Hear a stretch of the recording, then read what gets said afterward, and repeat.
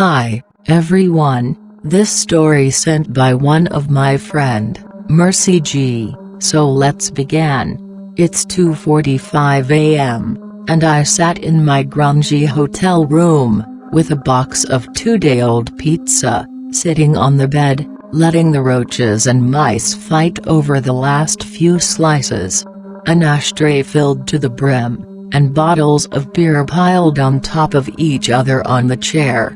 Across from me, I sit by my window in a dim light, holding a pen pressed against a paper, ready to write my last words, but something stops me from dragging the ink into trail to form letters.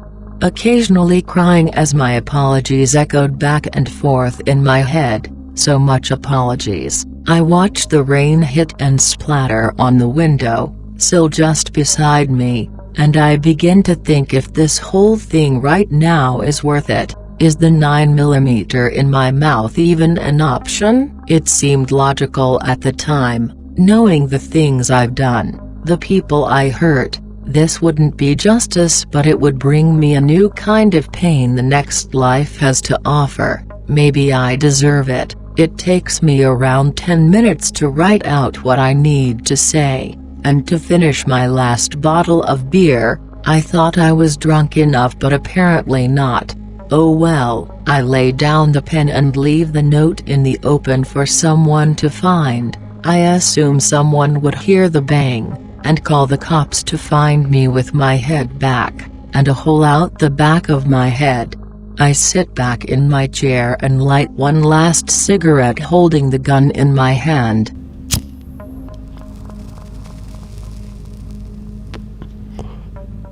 With the hammer pulled to its maximum. Looking down the barrel with my finger, lightly pressed on the trigger. I scoff at the thought of something so small can be made a killer. I finish my cigarette and flick it out the window, and without a warning for myself I put the chamber's end in my mouth, counting down in my head as one of my favorite songs starts to play on the radio. How fitting. I close my eyes tightly, hoping this would be painless as possible. 1, 2, pause. Knock knock. I quickly pull the gun out of my mouth with a loud sigh of relief. I catch my breath while sweating profusely, slicking my hair back with both hands, frustrated and annoyed with what I hesitated to just do. Standing up, and walk to the door, opening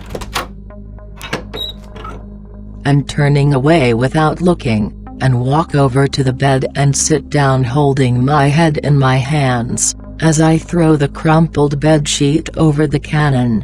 What do you want? Closing my eyes, trying my best to gain my composure.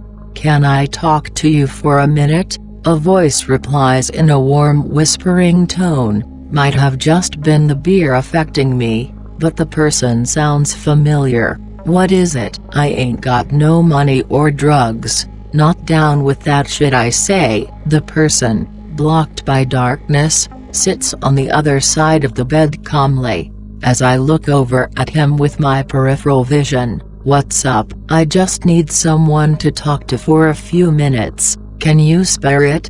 I rub the back of my neck and grab myself another cigarette, and light it.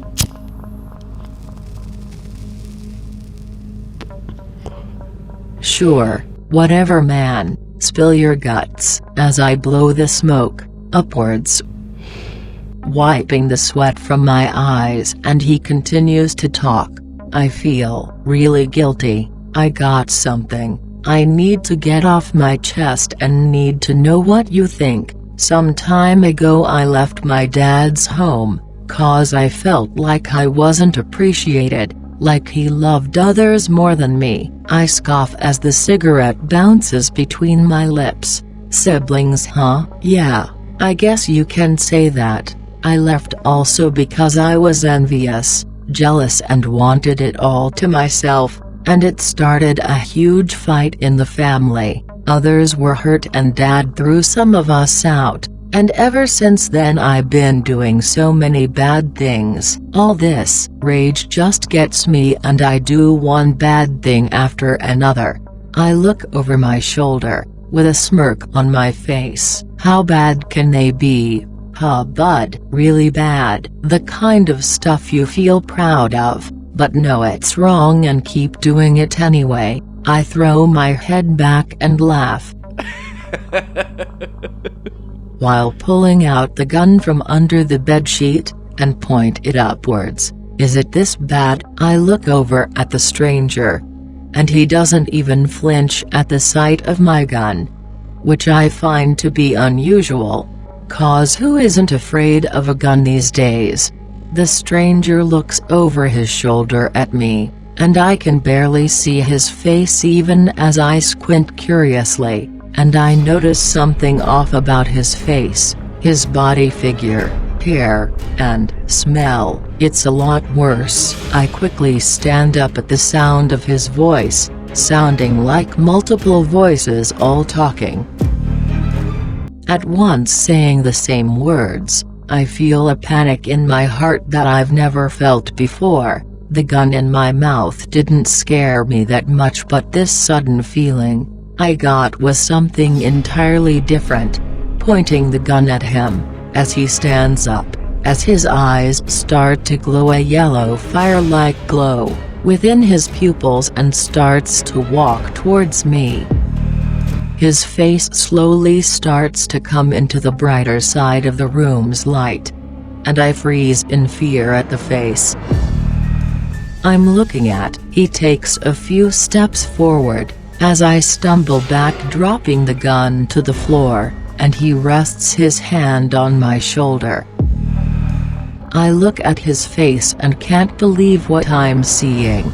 Like looking into a mirror, his face looks just like mine, tears running down the side of its face. This person, or thing, sorrowful and grieved as he looks me with his glowing red yellowish eyes. Do you think my father would forgive me? He would let me come back home? My throat closes up, and I manage to mutter the very few words I can let out. Mama. Maybe he would, I don't know. Who are you? Pulling back his hand and wipes away his tears, and turns away, walking towards the door, slowly leaving me in disarray, speechless and scared. And he turns one last look at my direction and whispers, "Lucifer. Thank you for your time, friend," and walks out of my room, calmly closing the door. And my breath comes back into my lungs. A heaviness in my chest lifted as I start to have a slight panic attack. I sit back on the bed, collecting my thoughts at what had just happened. Hallucination, caused by the drinking? A dream perhaps? I don't know. I sat that entire night packing my things, and head out the hotel room, back on my shoulder, and now I am currently on a bus back home, hoping to find some kind of redemption. Threw my gun off a bridge and coffee in my hand, hoping to sober up soon. Even as I write this, I wonder why the devil himself came to me, asking a question I couldn't really answer. But if the devil is brave enough to find forgiveness, then maybe I got a shot. It's worth a try if he's trying. I hope you all liked the story. If you liked it, please subscribe to our channel. Thank you.